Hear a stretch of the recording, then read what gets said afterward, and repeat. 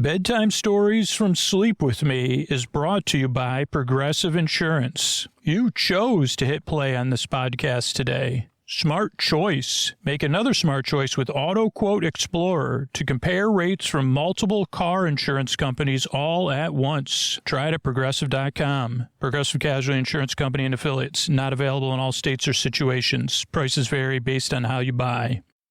Friends beyond the binary, ladies and gentlemen, boys and girls, it's time for the podcaster who's here. I'm trying to think of something witty. I'm here to put you to sleep. I'm here to keep you company and take your mind off of stuff with some senseless banter.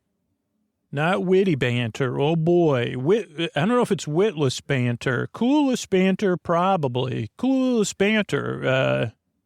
It's banter about Clueless and things interesting to people who love Clueless, the movie. Clueless had a brief run as a TV show. Clueless, the music. There's a musical, right? Is there a musical Clueless? I honestly have no idea. Because I say, okay, we've got Mean Girls, right? What's the Elle Woods one? I'm a lawyer. I can't remember that one. Oh, Legally Blonde. Why do I feel like there should be Clueless a musical, and there should be, I was thinking of it and then I forgot. Oh, Election the musical. But, I've been wrong before. And oh boy, you say, those are all musical, Scoots. And I'd say that's music to my ears then. But you know what? You might not want music at bedtime. You might want some senseless, slightly clueless bantering, not exactly about Clueless. If you want a good discussion about Clueless, Script Notes. And I think they reran it recently. My daughter and I listened to it, and they run through Clueless, the movie, the motion picture. Clueless, the motion picture. I don't know if it was a movie. It was a motion picture. I guess, what has been a motion picture? Star Trek, the motion picture. That was the one that pops in my head. Holy cow. Talk about slow motion, getting to the point. This is a podcast to put you to sleep because you deserve a good night's sleep. And so coming up here, there's going to be some sport. That's how the show comes out. Free Choice Week. Then there'll be a long, meandering intro to ease you into bedtime. And then a nice little bedtime story to tuck you in. So it's time for Sleep With Me, the podcast that puts you to sleep. And these sponsors are what enable us to do it for free twice a week. Everybody, hey, Scoots here, and this is a special episode for V-Day. I think I'm recording this early, but I actually, so this is, I think it's going to be a Valentine's Day episode. This episode came about kind of I don't know, did I talk about this in the intro? I don't remember. But I was working with this photographer, Jeremy Cohen, Germ Cohen, and I'll link to Jeremy's Instagram. And let me see. Oh, yeah, and they have a bio site in there on Jeremy's Instagram. But we're having a fun time. And I was trying to, give anytime in a professional sense, work with somebody that has checked out the podcast, but they haven't listened to it because they couldn't sleep. It can be an opportunity, because Jeremy was really chill, to kind of introduce them to the podcast and be myself. And so I was like, okay, let's see how it goes. And then we're kind of talking about photography and cameras and different types of cameras and the camera that Jeremy was using and that they used to use. And it wasn't even a matter of a judgment or quality or anything in different camera groups, and then mirrorless versus DSLR. And I kind of was like, well, this could be like a rom-com almost. This one person uses this camera and one person uses that other camera. And so I just wanted to give a shout out to Germ. I think I'm saying Germ correctly because Jeremy, to short to Germ, is Germ, which I didn't even think of till now was the name of season 1 Lady Witchbeard's sidekick. But this is with a J, by the way. So Jerm, short for Jeremy. So we're going to go with this, and so this this part you would hear as a listener. The rest of this, will be my pitch for the VC, once again, or whatever, private investment or equity, something or other. So so from here, I'll go into my same voice presenting mode. So this is another, this is my, what is it if you forget to do it 1 year? Semi-annual pitch to Venmo. Or I guess they're owned by another company now. Now, here's the thing. If you're listening and you own another, whatever you call it, monetary exchange platform that is not it's not involved with anything I don't understand. I mean, I'm sure the technology that makes it work, I don't understand. But, I'm saying the wherever you are in the world, equivalent of dollar bills, not money forms that I'm I can't grasp that. No, not trying to say anything. I'm just trying to say, if you own a platform like a Venmo, but I can rename things for your platform. I don't know. I mean, no offense to any other platforms, but they're not as successful. And I know Venmo doesn't own, so this is not a sponsored thing, by the way. But also, please, this is fan fiction. This is satire and parody, by the way, just in case you're listening, but done in a positive way because of my love of ease of use. So every few years or whenever I remember that Valentine's Day exists and is coming up, I think, though a couple times we did it around Halloween. So I don't know how often it's been, but I try to pitch you and on this unique opportunity. And once again, we are at the place where it's a unique opportunity to take your platform. Now, to be honest, I haven't used it like this in a while. So my usage, just so you know, because you say, let me just stop you there, Scoots. This is not going to work. Okay, well, let me tell you. I mean, while I've been using your platform more, it's mostly been private. And so I haven't been scrolling through and seeing is that tiny 4-bit by 4-bit picture of someone that is paying someone else for shrimp and tacos, or what is that, ice and whatever, or like a dog and walking. Do I feel does my heart flutter? I haven't been doing that at all lately. So I don't know. I'm just putting that out there. But you know who would be doing it a lot lately? Also, I haven't used any of these other apps a long time. But so, I mean, once again, you say, well, we're new representatives of our platform. So tell us again, because we didn't listen to any of the other episodes where you offered this idea, not for free, by the way, but I'm freely offering the idea for you to eventually pay me a boatload of money. Is to take your platform and offer now it'd be like a again, maybe I didn't use this term in the past, speakeasies are still popular. I was just listening to a podcast where they went to a secret tiki bar. Now they called it a secret tiki bar.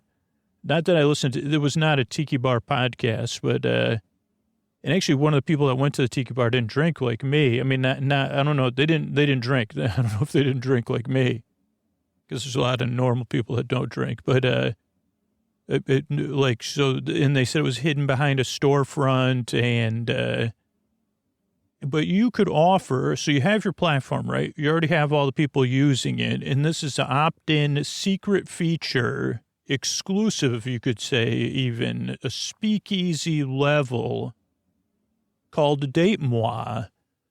And, it's already there. The title, again, if you own another platform, I would have to be prepaid because this time I did it for free, and you can see, oh, you say Venmo, Datemoi, and and it says what it is. It says, well, I'm looking for a date for moi, or to date. Would you like to date moi? I think that's what MOI in French stands for, but I don't know. And when you think of for the France, it typically is associated with romance. I don't think it's just me. But so this is this is the setup again for what I'm about to explain, because I've learned over the years, you're not taking, I haven't called you, but, so you're going to take your monetary platform, you're going to take everything it's built on, you're going to create a separate layer that's opt-in, invite-only. Also, I don't think I qualify for that one invite-only platform. I mean, maybe I do, though, because I can't use other dating apps because of work. So it'd be nice if somebody hit me up with that one, but that doesn't offer any privacy either, right, or whatever. But if you're listening and you can get me in on that, not that I but yeah, I can't. So it's okay. So, where was I? Because, but I could be so Datemoi. So you take in your app, it already works. You have a level for dating. And again, it doesn't have to be all fully integrated. It could just seem like it's integrated. And again, you could have the surface level where you say, holy cow. Now, this isn't what I might be interested in someone, again, that says, I like waves and, I'm paying this person for margarita and waves and a jet ski emoji. I'd say, are you sure that isn't Owen Wilson's character in that TV show in Loki? They would just have waves and jet skis, maybe. And they'd be looking at it and be like, why did I pay someone? There's one margarita, 3 jet skis, and 3 waves. A margarita before and after, probably not a good idea, to be honest, Owen Wilson's character, whose name I can't think of in Loki, but what is it? Was it just a general name? When is that season 2 coming out? Maybe no offense, Datemoi, but probably not the best partnership. But you could have fictional characters on there. Here's another idea I just thought of. What about dating? Imagine it. Well, let's not go there. Probably not the best for this pitch because I already had a pitch going. So basically, I think that's the simple thing. You just take your app, and again, it could be, I don't know anything about infrastructure or coding or whatever, Ruby train, Rails or whatever. I just know, like a lot of people, I'm sure I'm not the only one, look at that and you say, oh boy, jet skis and waves with, maybe it's an NA margarita too. I'd say, holy cow, my heart is pitter-pattering right now. If I could just tap on that and maybe learn a little bit more to know, is it only because it's a 4x4 pixel? And it's usually of someone's, forearm. But, there's science behind that says, whatever. My heart follows where it goes. I follow where my heart goes sometimes, and I would follow it one more click. And maybe it's a press and a hold, and you say, would you like to date? And they say, this person's not on Datemoi. And all you could do, this is another thing, you could add a mystery invite. So again, people have to opt in for all this. So, don't go doing it any other way. But that person could get a mystery invite and they say, hey, you've been invited. And again, it would never be linked back to you, only to take the pressure off everybody. But then they'd be like, holy cow, I didn't even know about this. And again, you could maybe build out a profile anyway. And maybe your algorithm, I'm sure come on, I'm sure you'll say no, but you'll laugh. I'm sure your algorithms know people's relationship status anyway. So only initially, you could try to do that and you say, this person's not eligible for an invite to Datemoi. But otherwise you could invite people. That'd be, that'd boost you say, oh boy, just like that other exclusive app that I would love an invite to. Like you say, oh boy, like go for it. I don't know. So just another thing I was thinking, but if you do click on it and this person is on Datemoi and here's their profile. So it's just that simple. And again, you can monetize it, I'm sure. Or you say, okay, yeah, no, can't get into that. Say, would you like to buy this person some virtual waves and jet skis? That's probably not the best. Again, I haven't figured it all out. So that's the basic idea. But again, and I know one of the things is usage. So we would have to find ways that I've discussed on past episodes to bring up the awareness. But I do think I'm onto something with that secret invite.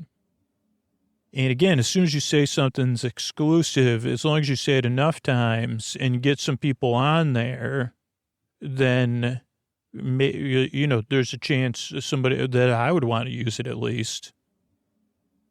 So, okay, so those are the basics. We said, well, we got to get attention for our platform. So in the past, I've come up with some other ideas that I don't really remember now. One was activities at bars, doing crafts. And there's probably, you could have sponsored Romcomcon. I think that was my last offer, right? Was that the romance convention about Romcons and a Romcon happening at a romance convention. And those are ideas I'm still holding on to. Also, there is Romcom or Romcon. I haven't looked on their website in a while because the last time I looked was during that time when there wasn't really conventions. And I know there's writers on here, writers of romance and romantic related and adjacent fiction. So let me know. One day I'd like to, have the courage to go back to conventions, which has nothing to do with anything other than, internal, being social. But that'd be good, because then I could, romanflets, that's another thing I tried that I never followed through on. But this one, maybe it goes into the Romcomcon. I mean, don't you think it could be a sub-convention in Romcon, the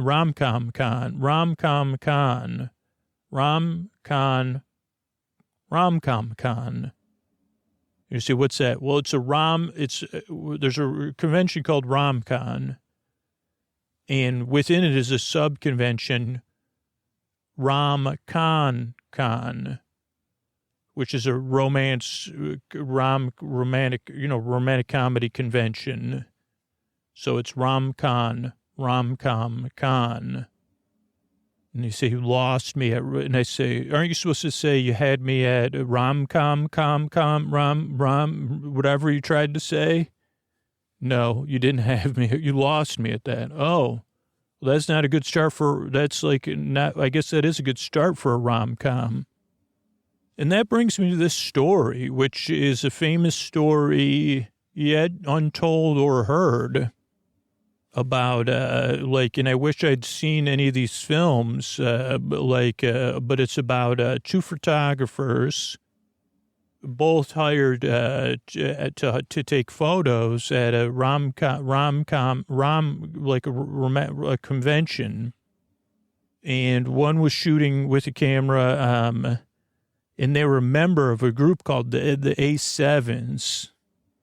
And, they told their friends at the A7, and we'll just call them A7, Ace, we'll call them Ace, because A7 and Ace kind of sound similar.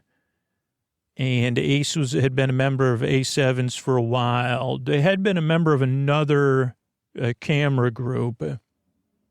But, the A7s, they were known, to share things among one another, help each other find freelance jobs, give feedback, a professional and social group of photographers, and they called themselves the A7s.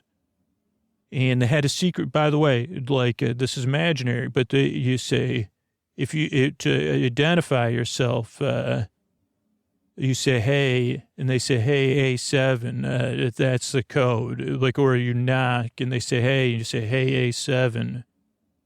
So if there was ever A7 speakeasy, that's how you could get in there. But that's what Ace was a member of the A7s. And they were there shooting, taking photos for a company that specialized in space. Hopefully this isn't a real company, but the imaginary name is, it's just combined two things: Saturn Neptune Publications or Neptune Saturn Publications. Septune Publications, yeah. And they were known for having space-based romantic fiction, particularly, and within a pretty broad spectrum, like hard sci-fi, romance, and then stuff that's more speculative and fantastical even. So not always just strict science-based. You'd think if you did that, you could even make some text, but some of them people would even confuse for textbooks. And there's even a punchline that they would use. So that's the hardest sci-fi I've ever read. But that's for a whole nother podcast. I'm sorry. It had to be said. Asteroids, Ace was there shooting Ace, as a member of the A7s, but they said, this new romantic convention, just like a lot of other ones, was coming into this new era, and they really wanted to promote it. So they had a great idea, which was they told Ace, they said they knew about the A7s, which was an invite only thing, by the way. And they said, hey, why don't you, you can have your own booth and you could do whatever you want. You got to run it by us, but, to add some fun, invite some of your friends. We could give free convention passes and a free booth, and maybe you could recoup your costs, do something, for the hotel and travel. I mean, Ace was being paid because they were there already working for whatever, Septune. So the A7s had a booth, and they were trying to think of cool ideas. And again, all this would be possible. Even these sub booth, just think about it. If you had a dating platform, that was also whatever. You could say, hey, we could even have something there, like the Datemoi, A7s and Datemoi. Wouldn't be people have a lot of experience with photo booths. So I'm sure the A7s are thinking of something cool. And I don't know if they have, at least in this fiction, I'm not sure yet, this rom-com pitch that's barely a pitch, they would have, I don't know if they'd have, should this be a musical? Or are there any popular films promoting monetary exchange app that's not becoming a dating app, that's offering a secret dating app level, films based on that are based on imaginary conventions within an imaginary, real convention that I thought was imaginary, that I've reimagined with an imaginary convention within it, that are not musicals but have dancing. So I don't know. So we'll come back to the A7s and Ace. So that was Ace. There for work and for fun. There with a professional and a social organization. The other things, let's see. So the other things there, so the other group is this group, and this is perfect for our situation. They called themselves the Cans. So this was another photography group that used a particular camera. And again, they're a social and professional organization. They'd been around a little bit longer and had a little bit different style and image. The A7s were a little bit more now, just had different. the can-cans were a little bit more, not traditionalist in the sense we're used to, but, just a slightly different style. Again, invite only, a little bit longer around. Though people would, though people had used the different cameras before and joined A7s or joined the cans, it was rare for someone to have been a member of both of these groups. But again, another group, cans, they used one particular camera model and worked together. And a beautiful thing to support one another and to enjoy one another's company and to help develop skills and professional and mentorship and all that cool stuff and have fun. So that was the cans. Now, we'll just say Canny was the member of the cans there at Romcomcon.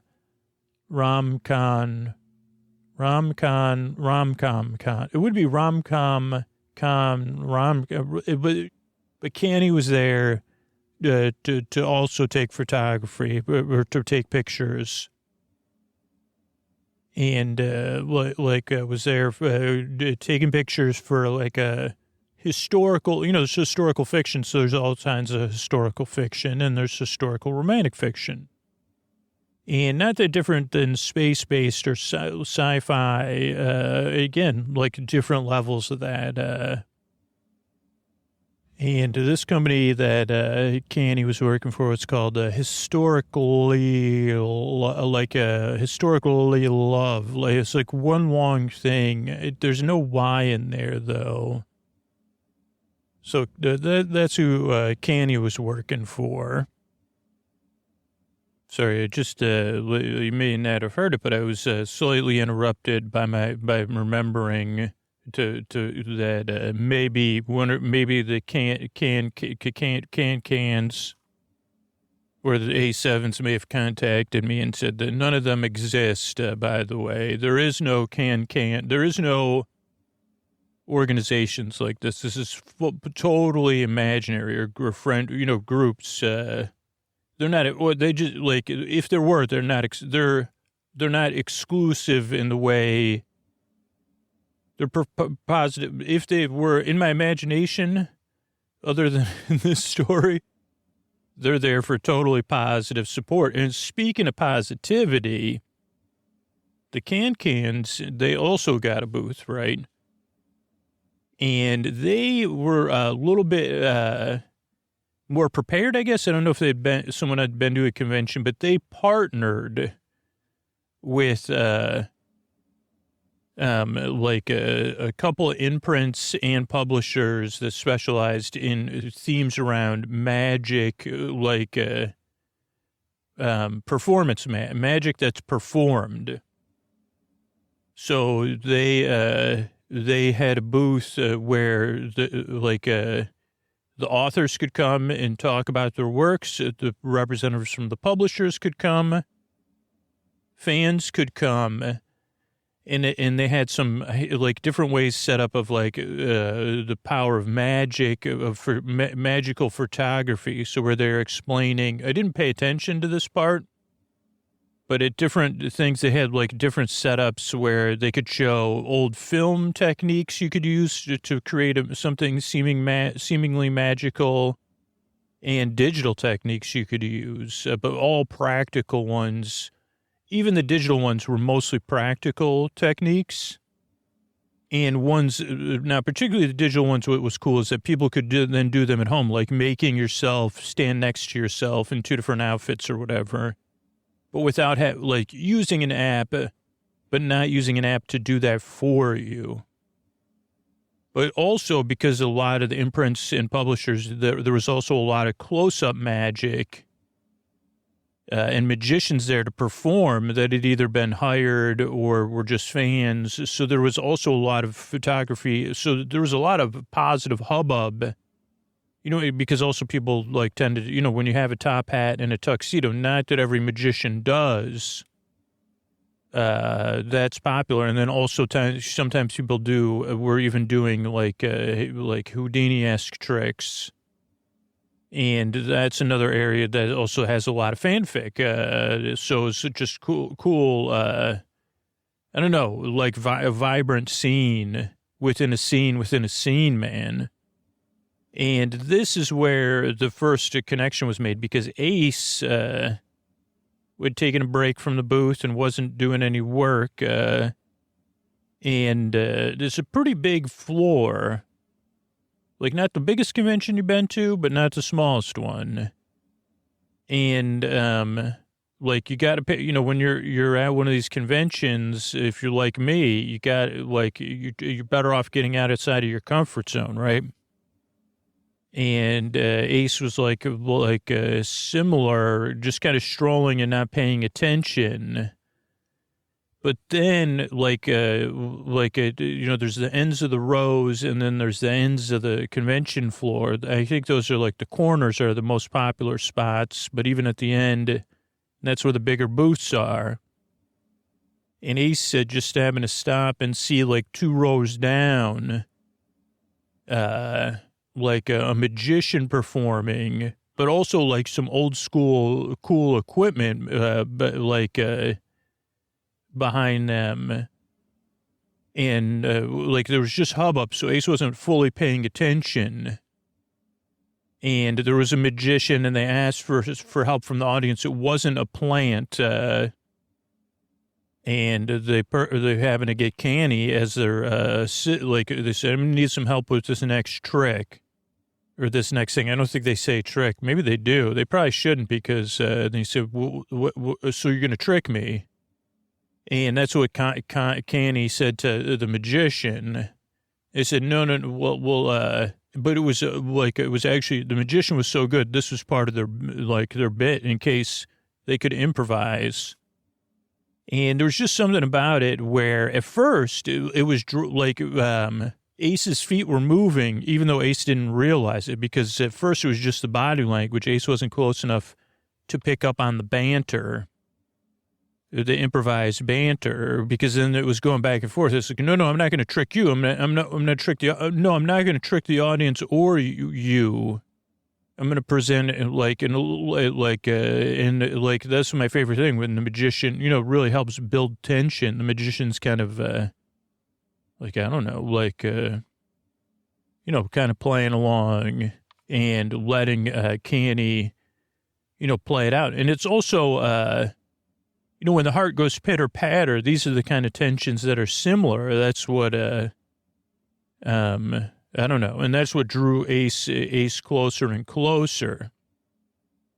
And pretty soon it was like something with hula hoops and like a shower curtain and water and even illusion where it looked like Candy got all wet, but then and then there was water everywhere, but then there wasn't. And everybody's like, I thought there was water everywhere.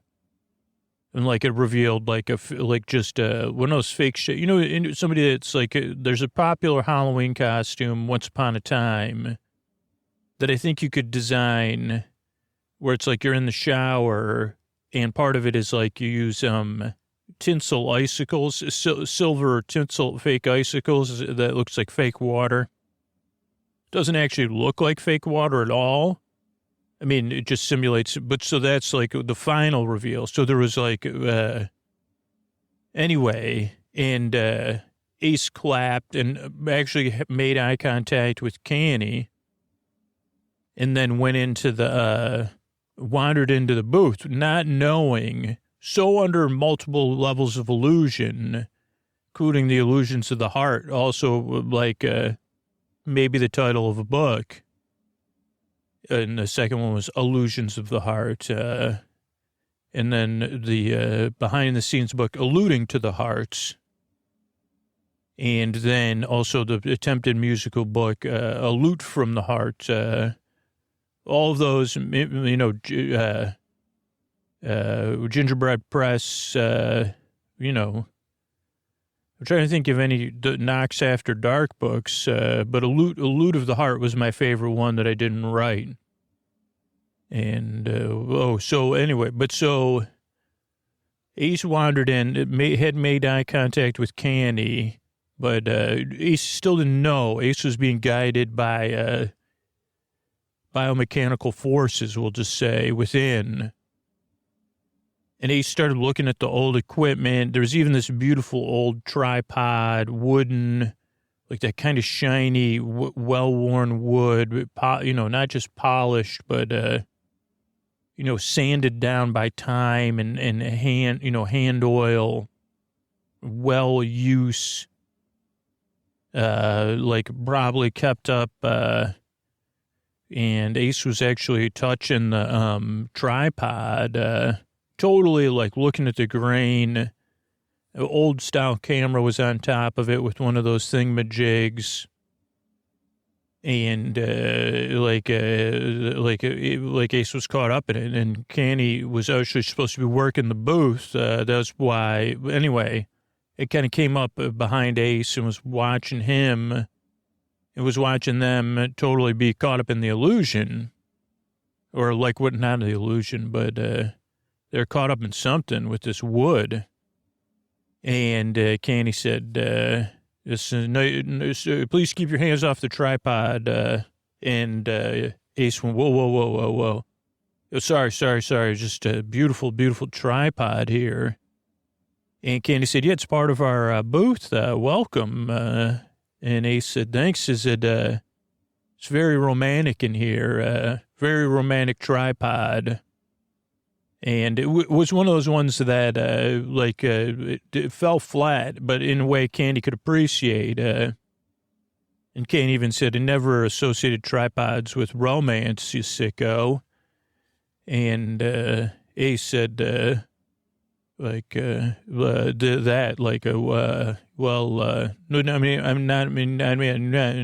Candy said, why don't you, we're showing how we do some, photographic illusions. Would you like to see how one of them is performed?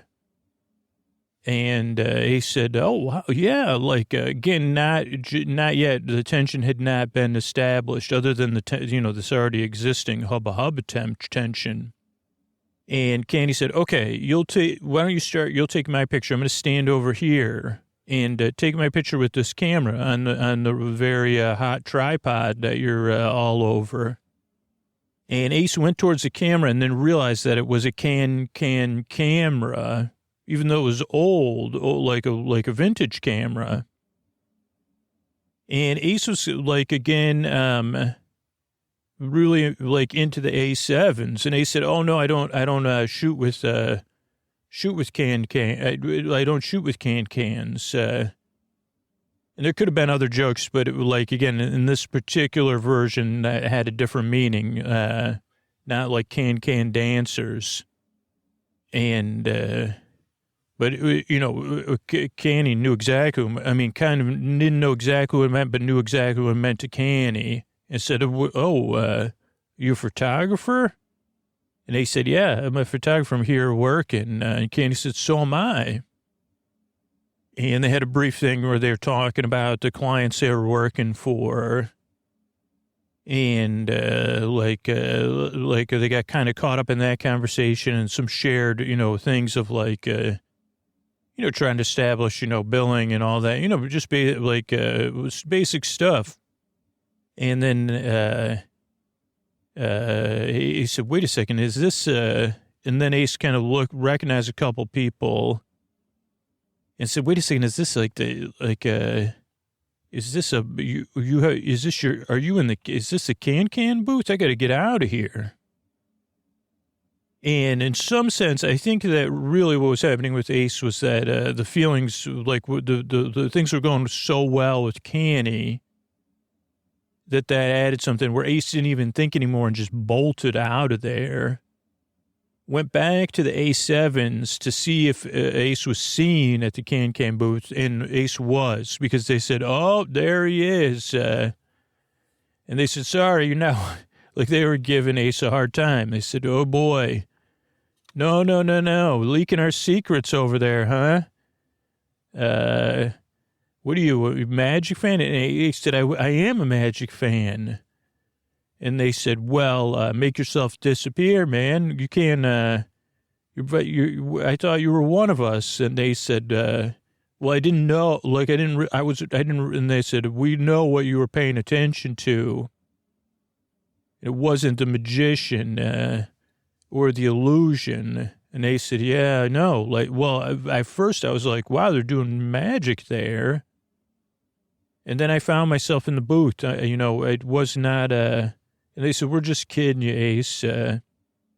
But we are going to have a dance-off with the Can-Cans in a little while, without singing, but with music performed by somebody else. And they said, well, I don't really like to dance. And they said, well, you don't have, you don't have a choice. And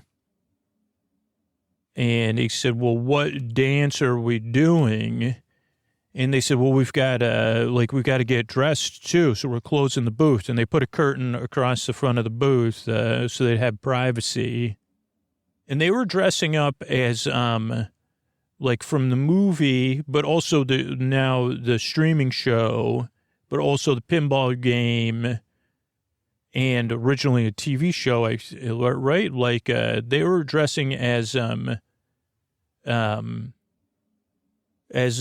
were all putting on cloaks and bald caps, and they're dressing as Uncle Fester from the Addams Family, and they were going to do this dance. So then they got dressed and they started rehearsing, and it was kind of like a combination dance from the movies and the show, but mostly like using the different versions of Uncle Fester that we've seen. All some great performances in there, right?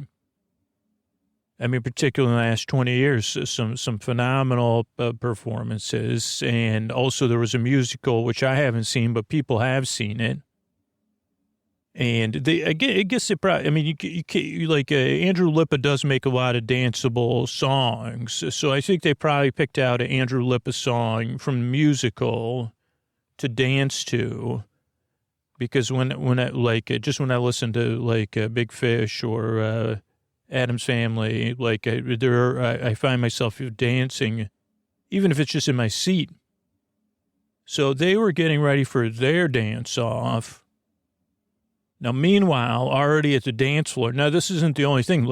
This is one of these things, like a participatory event at the Romcon, the imaginary version, and at Romcomcon at Romcon. There's a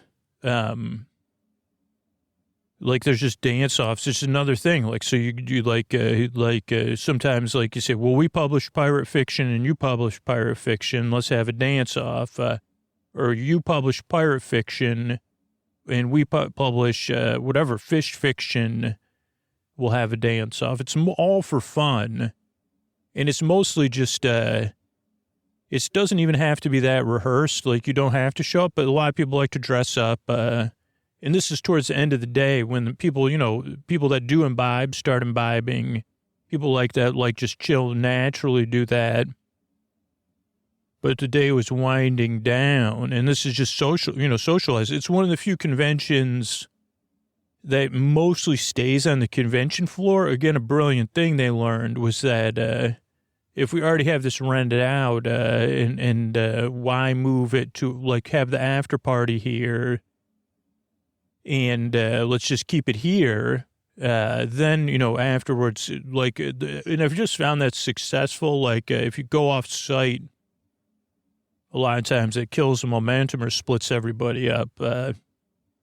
But so what was interesting was the Can-Cans, instead of they were dressed up as a different scientific instruments you would find in a laboratory. Some with cardboard, some with inflated, so like a beaker, Bunsen burner, other stuff like a magnifying glass, or what is that called? A microscope too, thermometer. So all different stuff like that. And I'm not exactly sure because I didn't catch exactly what the song. I don't think it was an Andrew Lippa song. I think it was they did a throwback to an old 80s or 70s like the video they found on YouTube, like that was a educational film strip with a song like that was originally existed in my imagination, but then became like a film they would pass out when they had to show film in schools. And it was about practicing, like they just thought it was ironic in a good way, because it was called Don't Fall in Love in Biology Lab. Even though it never really existed in the real world, like it was a song about being responsible in your biology lab. And I mean, this should be made, by the way, just so you know, holy birds and bees. Because it's like kids, by the way, Datemoi, I forgot that we were even doing this for you, but like this is what the film's going to be like. Films within films. Think about it. We could just put this up on YouTube. People could discover it by accident, and then, you know, then they see it's a part of the movie. I don't know, like, but so it was called Don't Fall in Love in the Biology Lab. But really, because the kids in biology in high school are going through changes, or some of them have already gone through them, some of them, but you're adjusting and you're learning about the world, about biology, but you're also in biology lab where you have to beakers and stuff like that. You got to be careful. And so it's both levels of that. And it was also kind of like a short film with music, a musical film, Don't Fall in Love in the Biology Lab. Blah, blah, blab, in the lab. And it's just this, tale of like two people have fallen, like, across the room, but like mishap after mishap after mishap. And I think it's like, maybe it's like different pairs, and that's like, so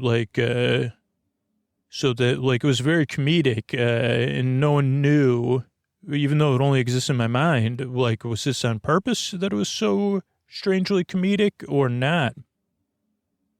So that was a classic.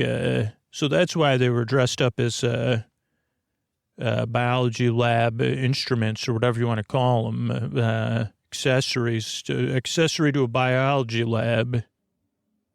And at the end, there's a dancing frog. The full person dressed as a dancing frog, like that got out of the lab when the two people that were the most, like the two students that were paying attention to the whole musical they were in, they learned, they both, their hands touched over a frog, and then much like Elliot and E.T., they let the frog go. And Canny was the frog, so Canny had the big number. I don't know if that was WB or UPN that had the dancing frog. But, oh, boy, was that, brought the house down. And they had a projector screen playing the original. So it was actually kind of like a jukebox performance. I mean, I guess everything is, right? Well, it's different because then the A7s had to follow that. And they were like, we got to follow this? And all they had was like light bulbs that light up in their mouths, and somebody had like, headsets, and one person had, was going to put them in their armpits and their feet and, other things, but their feet, between their toes in the middle of their dancing.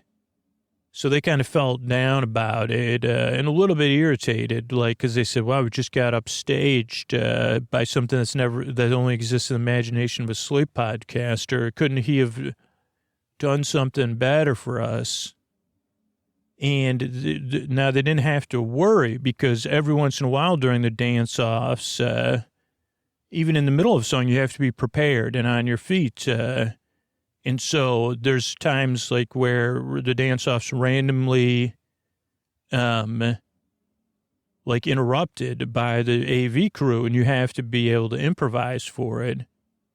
And what happened was they started their song, and believe it or not, I think it was like someone like that, I think it was actually Andrew Lippa singing who showed up there, because Andrew Lippa had heard about it. So he started singing, like they didn't know it because it was like they had different effects on the mic, right? And even like a couple like like bloopers. So they started doing their Uncle Fester dance as a group, but they weren't really feeling it. And then somehow it was like a slow fade in, and it was this mix of, it must have been Love and Get On Your Feet, two songs that you wouldn't think go together, especially with the song from Addams Family. But it did. But like when it went into Get On Your Feet, then at least the A7s knew to kind of say, hey, get on your feet, like, and started, and again, sometimes our bodies and our spirits are wiser than our brains. And Ace just happened to ask Canny to dance. So you had a Fester and a Frog dancing together to those two things. And it was like the rest of the world obviously faded into the background. And he said, sorry, I ran out of the thing. And Candy said, I bet you caught like a lot of trouble when you went back to your booth. You're in the I didn't even realize you were in the A7s. And it's like, I can't believe we had a dance off, but it was a friendly dance off, and now we're dancing together.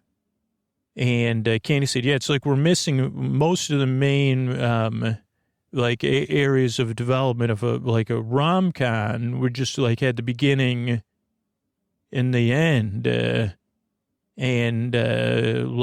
when it would switch, and then they'd have to slow dance together. But it was better than that because I said, whoa. Not only is this the end, we'll also have the postscript here, because the postscript is that, this was one of these great romances that happens. And eventually, they fell in love. They started seeing one another. They realized they both lived in different boroughs at first. Then they lived in the same borough.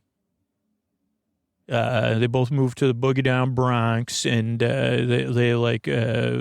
we've found they like to that their photography styles and their cameras and their lenses weren't interchangeable, but in a good way. They could complement each other, and eventually they had a big wedding, with the Aces and the Can-Cans. And now, where do you think they got married? You'd say Romcom, and I say, you're right, that one didn't even need a red herring there. Though that was what was funny, was that the person performing it, they were part of another dance-off, and they were dressed as a red herring, officiating their wedding, even though it wasn't a red herring at the time. Because the story would have been more convoluted, would have followed a different structure if it had that. So never what you expect here, and you may be like, if you're corporate executive, you say, and I'd say it must have been get on your feet. And see, can you imagine if the only place you could see that, how about free tickets? Here's an idea. You sponsor Romcon, also Romcomcon in Romcon, or at Romcon, Romcon, and you say sponsored by Datemoi, and the official, and you also have your main company, official payment partner of Romcom, and these are ideas you could actually use. Would actually, you say this is a slow thing. Because, I mean, the real influencers, there's you say, I can guarantee that members of the A7s and the Can-Cans, as well as writers of romantic fiction, are like the real people you want, because they're really connecting on a deep level, to, a visual level or an emotional, I don't know, what do you call it? Like a level that's right in your brain, literature level. And, all those, go right up against your spirit. And then you can kind of have, the only place you could get free tickets to Romcom Con You see, but where does it exist? Oh, well, it's an imaginary conference that doesn't exist, but you get a ticket to it. And you could go anytime. That's the best part about Romcomcon at Romcon. You could go anytime. And you could also watch that biology video anytime you want. You just go in the app, open it up. It says, watch, what is it called? Don't Fall in Love in Biology class. Don't Fall, DF, in Love, DFIL, IBC. That's what it's known by, when people don't want to say all those words, instead of just saying and having it run together, like Romcomcon at Romcon. Yeah, that I said it correctly that time. And you see, you can watch the film right now, and it says within your mind, within your, it all is already there within your imagination. But a nice love story, but it could, the only way this love story could be improved is if there was, if there's some giant mega platform that said, hey, let's, say, well, yeah, we could have a dating level. I don't think, I realize I'm a realist, but I'll be satisfied with someone dressed like Uncle Fester dancing with a dancing frog in love, or being wed by red herring to a medley any time of the week. Good night, everybody. All right, I want to thank everybody that became a patron recently. I want to thank Bex, Drew, and Dustin. Thank you, thanks, and good night. Carolyn, Jacqueline, and Sophia. Thank you, thanks, and good night. Christina, Dot, and Claire. Thank you, thanks, and good night. Mary, Michael, and Antoine. Thank you, thanks, and good night. Natasha, Itz, and Courtney. Thank you, thanks, and good night. Timothy, Joe, and Emily. Thank you, thanks, and good night. Arindam, Katie, and Jonathan. Thank you, thanks, and good night. Nikki, Nell, and Michelle. Thank you, thanks, and good night. Sarah, Mariana, and Franz. Thank you, thanks, and good night. Carson and Sam. Thank you, thanks, and good night. And Mag and Julie. Thank you, thanks, and good night. Thanks to everybody who supports the show directly on Patreon or Apple Podcasts. Podcasts wouldn't exist without you or people that support the sponsors. But there are huge free ways to help the show. Join our Midnight Mission newsletter. Support people experiencing homelessness. Sleepwithmepodcast.com/Midnight Mission. Or you could just spread the word about the show. Just to let other people know about the podcast. That's a huge help as well. And, yeah, that's it. I'm so glad to be here. We've got over 500 free episodes in the archives if you need more. And, these are either Scoots or Tuck You In sponsor here. Thanks and good night.